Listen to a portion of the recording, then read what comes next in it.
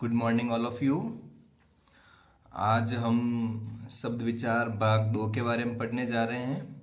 संज्ञा टॉपिक आज हम पढ़ेंगे। इससे पहले हमने शब्द विचार भाग 1 जो पढ़ा था। शब्द विचार भाग 1 के अंतर्गत आपने सार्थक और निरर्थक शब्दों के बारे में पढ़ा, उनका ज्ञान प्राप्त किया। सार्थक शब्द पढ़े, सार्थक शब्दों में वापस उनके भेदों के बारे में जाना, वेदों में जो अर्थ के आधार पर है, बनावट या रचना के आधार पर है, इतिहास, स्रोत, उत्पत्ति के आधार पर और प्रयोग या रूप के आधार पर। ये तमाम भाग आपने पढ़ लिए हैं। एकार्थी, अनेकार्थी, पर्यायवाची वगैरह सब चीज़ें आपने जानी है। तत्सम, तद्भव, देशज, विदेशी जो भी है सभी का ज्ञान आपने प्राप्त किया है। आज हम पढ़ेंगे शब्द विचार भाग 2 के बारे में। शब्द विचार भाग 2 के अंतर्गत आप पढ़ेंगे विकारी और अविकारी शब्द। जो विकारी है, विकारी के अंतर्गत आपने शब्द विचार भाग 1 में पढ़े थे सार्थक और निरर्थक शब्द। उसमें आपने सार्थक शब्दों में प्रयोग या रूप के आधार पर आपने 2 भेद पढ़े थे, विकारी और अविकारी। तो आज हम पढ़ने जा रहे हैं विकारी शब्द के बारे में, है ना। विकारी शब्द के अंतर्गत आप पढ़ेंगे संज्ञा, सर्वनाम, विशेषण और क्रिया। ये आएंगे आपके विकारी शब्दों के अंतर्गत। और अविकारी के अंतर्गत आप अव्यय के बारे में पढ़ेंगे, है ना। अव्यय या अविकारी, उसमें आपको जो क्रिया विशेषण है, संबंध बोधक है, समुच्चय बोधक है ना, इनके बारे में आपको बताया जाएगा। तो आइए आज पढ़ते हैं हम शब्द विचार भाग 2 में इकाई अविकारी शब्द। विकारी शब्द आप सभी जानते हैं, इस शब्द से अच्छी तरीके से वाकिफ हैं।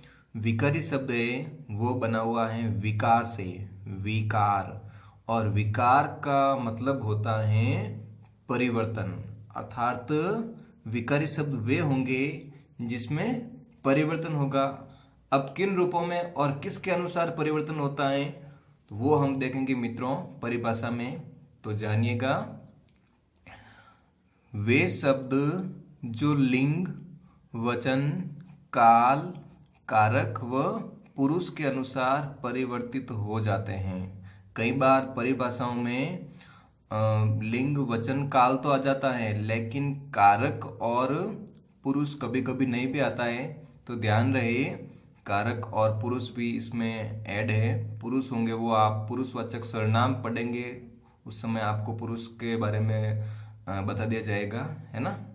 तो परिभाषा क्या हो गई, वे शब्द जो लिंग, वचन, काल, कारक एवं पुरुष के अनुसार परिवर्तित हो जाते हैं वे विकारी शब्द कहलाते हैं। और जो परिवर्तित नहीं होंगे वो अविकारी के अंतर्गत आ जाएंगे।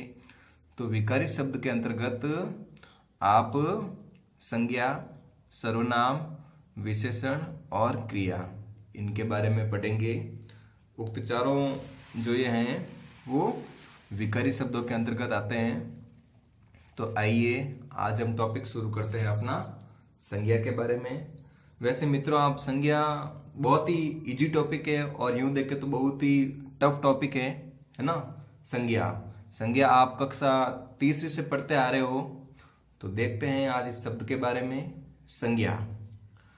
संज्ञा शब्द का शाब्दिक अर्थ, इस शब्द का अर्थ होता है वो है किसी का भी नाम, कोई भी नाम हो, जो चीज आपको दिखती है, जो कोई भी चीज आपके आंखों के सामने होती है, चाहे हो ना हो, लेकिन किसी भी नाम को संज्ञा कहते हैं। देखते हैं इसका टुकड़ा करके। तो इसका टुकड़ा होता है मित्रों सम प्लस ज्ञा, समधन ज्ञा। इसमें व्यंजन संधि है, ध्यान रहे, सम प्लस ज्ञा। सम का मतलब होता है सम्यक, ठीक है ना, ठीक प्रकार से। तो सम्यक या फिर संपूर्ण, सम्यक या संपूर्ण रूप से या ठीक से। और ज्ञा का मतलब होता है ज्ञान कराने वाली, है ना। आकारांत शब्द है, ध्यान रखना, आकारांत स्त्रीलिंग। तो संपूर्ण रूप से या फिर सम्यक या फिर ठीक से ज्ञान कराने वाली, उसे क्या कहेंगे हम, संज्ञा। ध्यान रहे, जो संज्ञा शब्द है वह सम प्लस ज्ञा के योग से बना है। आप सभी जानते हैं, इंग्लिश में इसे नाउन कहते हैं। देखिएगा इसकी परिभाषा, जो शब्द किसी व्यक्ति, वस्तु, स्थान, भाव तथा प्राणी के नाम का बोध कराते हैं, है ना। जो शब्द किसी व्यक्ति, वस्तु, स्थान, भाव तथा प्राणी के नाम का बोध कराते हैं उसे संज्ञा कहते हैं। उदाहरण देख लीजिएगा, जैसे राम, मोहन। कोई भी व्यक्ति का नाम, व्यक्ति में महिला और पुरुष दोनों आ सकते हैं, ध्यान रहे। राम, मोहन, राधा, है ना, पुरुष, स्त्री, नदी, पर्वत, बचपन, हरियाली, है ना, आदि ये सब संज्ञा शब्द हैं, ध्यान रहे। अब बात करते हैं हम संज्ञा के भेदों के बारे में।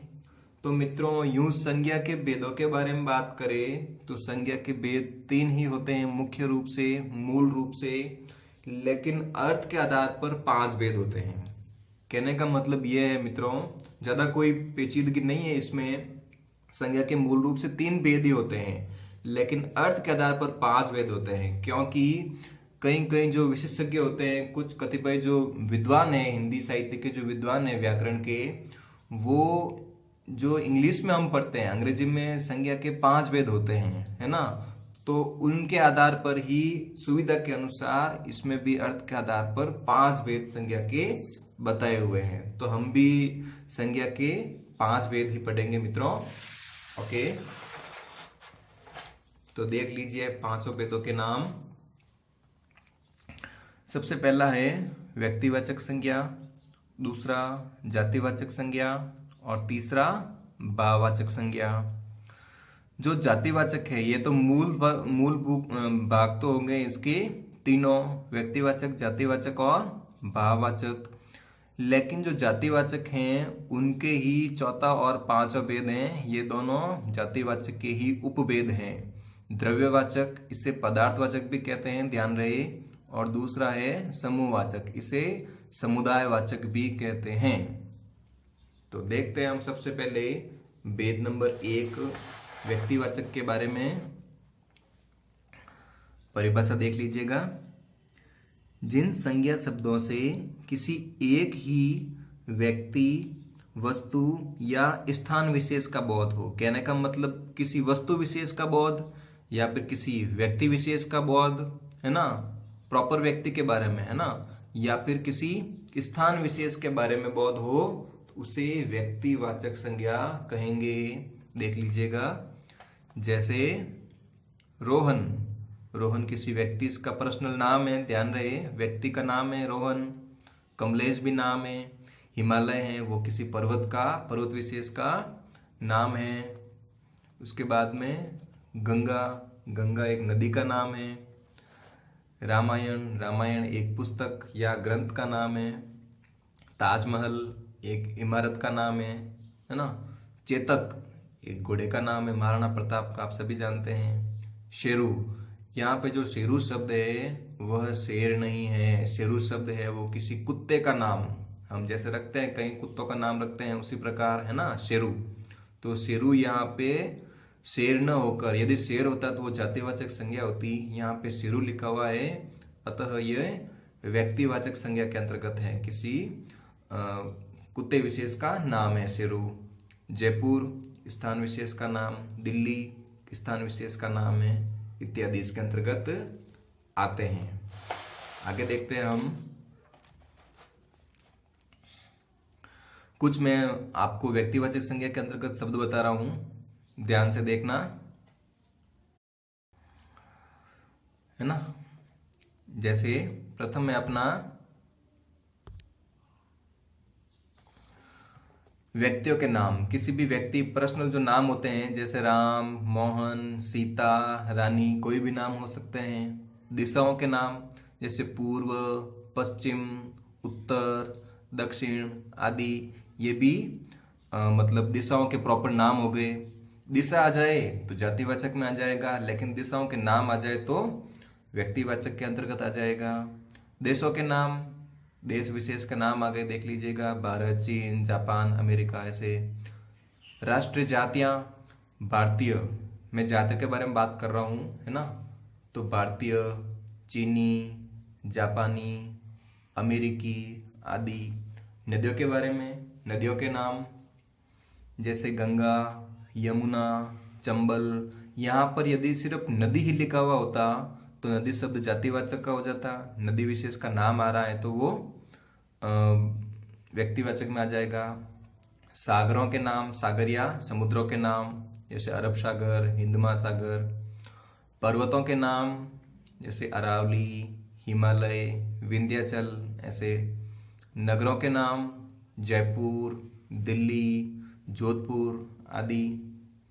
समाचार पत्र, जैसे राजस्थान पत्रिका, दैनिक भास्कर, हिंदुस्तान टाइम्स आदि। पुस्तकों के नाम, जैसे रामायण, मेघदूतम, गीता, रामचरितमानस आदि। दिनों के नाम, सोमवार, मंगलवार आदि। महीनों के नाम, जनवरी, फरवरी। याद रहे हिंदी महीनों के नाम भी आ सकते हैं, जैसे चैत्र, वैशाख, ज्येष्ठ, आषाढ़, ऐसे कुछ भी, ध्यान रहे। आगे देख लीजिएगा। ग्रहों के नाम, जैसे बुध, शुक्र, पृथ्वी, मंगल आदि। नक्षत्रों के नाम, ग्रह नक्षत्र है ना, जैसे रोहिणी नक्षत्र, पुष्य नक्षत्र, स्वाति नक्षत्र है ना, कृतिका, ऐसे खूब सारे होते हैं नक्षत्र। त्योहारों के नाम, होली, दीपावली, ईद, रक्षाबंधन। मित्रों, यदि त्योहारों के नाम प्रॉपर आ जाए तो आपको व्यक्तिवाचक संज्ञा करनी है, लेकिन यदि त्योहार, नक्षत्र, ग्रह यही शब्द आए तो आपको इन्हें जातिवाचक के अंतर्गत रखना है, क्योंकि ये सिर्फ और सिर्फ जातिवाचक जो ये शब्द होते हैं, जैसे त्योहार है तो वो संपूर्ण त्योहार की जाति वर्ग या जाति समूह का बोध कराता है, जबकि सिर्फ होली आ जाए तो ये होली का ही बोध करा रहा, अर्थात किसी त्योहार विशेष का बोध करा रही है, ऐसे ध्यान रखे, है ना।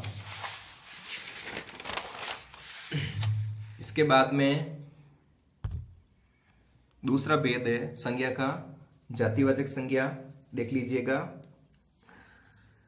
जिस संज्ञा से किसी प्राणी, वस्तु, स्थान विशेष का बोध न होकर संपूर्ण जाति, वर्ग या समूह का बोध होता है। हमने व्यक्तिवाचक के अंतर्गत पढ़ा जिसमें किसी व्यक्ति विशेष, वस्तु विशेष या स्थान विशेष का बोध होता था, लेकिन इसमें व्यक्ति, वस्तु या प्राणी उन सभी की संपूर्ण जाति का बोध होता है ना, संपूर्ण वर्ग का या फिर संपूर्ण जाति वर्ग का बोध होता है। जैसे शब्द है अपना नगर। अब नगर शब्द पढ़ने से ये कंफर्म या उस बात को नहीं जान सकते हैं कि किस शहर के या किस नगर के बारे में बात कर रहा है ना। पशु, पक्षी, स्त्री, पुरुष, छात्र, खिलाड़ी, है ना, फल, फूल, माता, मंत्री, पंडित, जहाज। जैसे जहाज ही ले लो। अब जहाज में यदि लिख दूं तो जहाज तो आ जाएगा जातिवाचक के अंतर्गत, लेकिन जहाज का नाम लिख दूं, है ना, जैसे लिख दिया मैंने टाइटैनिक, तो टाइटैनिक होगा तो आ जाएगा व्यक्तिवाचक में। ऐसे अध्यापक, कवि, लेखक, पुस्तक, मनुष्य, बहिन, नेता, पहाड़, प्रभु, वीर, विद्वान, शिशु, कुत्ता, नदी, भवन, गांव, विद्यालय, घोड़ा इत्यादि। ये समस्त जातिवाचक के अंतर्गत आते हैं, क्योंकि ये समूह किसी समूह विशेष या जाति वर्ग के बारे में संपूर्ण जाति का बोध कराते हैं। इनसे किसी भी व्यक्ति विशेष या वस्तु विशेष या स्थान विशेष का बोध कदापि नहीं होता है। थोड़ा सा अंतर देख लीजिएगा। जैसे व्यक्तिवाचक के अंतर्गत आपको चेतक मिलता है, यदि घोड़ा मिल जाए तो घोड़ा तो आ जाएगा जातिवाचक में, क्योंकि घोड़ा शब्द पढ़ने से किसी घोड़े के मतलब नाम विशेष का बोध नहीं होता है, संपूर्ण जाति वर्ग का बोध होता है। लेकिन घोड़े में यदि मैं चेतक लिख दूं तो बिल्कुल चेतक किसी घोड़े का नाम है, आप सभी इससे परिचित हैं, तो व्यक्तिवाचक लिख दोगे। यदि गाय शब्द आ जाए, अब गाय में यूं पता नहीं चलता है हमें कि किस गाय के बारे में बात कर रहे हैं, और यदि नाम लिखा हुआ आ जाए कि कामधेनु एक गाय थी, है ना, तो वो व्यक्तिवाचक के अंतर्गत आ जाएगी। जैसे पुस्तक। अब पुस्तक शब्द को पढ़ने से हमें ये ज्ञात नहीं होता है कि किस पुस्तक के बारे में बात की जा रही है, तो पुस्तक शब्द होगा तो जातिवाचक के अंतर्गत आ जाएगा। और पुस्तक विशेष का नाम होगा, जैसे रामायण, तो वो आ जाएगा व्यक्तिवाचक के अंतर्गत। और देख लीजिएगा थोड़ा सा, जो मैंने बताया था आपको जातिवाचक के अंतर्गत वही वापस। कुछ विद्वान अंग्रेजी व्याकरण की नकल करते हुए हिंदी में भी समूहवाचक या द्रव्यवाचक संज्ञा दो भेद और बताया था आपको पहले भी कि जो हम इंग्लिश ग्रामर में जो दो भेद और पढ़ते हैं, इंग्लिश ग्रामर में भी संज्ञा के 5 भेद होते हैं ना, नाउन के 5 भेद होते हैं। उसी प्रकार कुछ विद्वान है वो अंग्रेजी व्याकरण की नकल करते हुए इसमें संज्ञा में 2 भेद और जोड़ रहे हैं। लेकिन ये भेद यदि एग्जाम में ऐसे न पूछे जाए तो आपको इन दोनों भेदों को भी जातिवाचक के अंतर्गत ही रखना है और मूल रूप से 3 भेद ही बताना है। ओके मित्रों, नेक्स्ट वीडियो अपना कल आएगा। ओके, थैंक यू, मिलते हैं कल।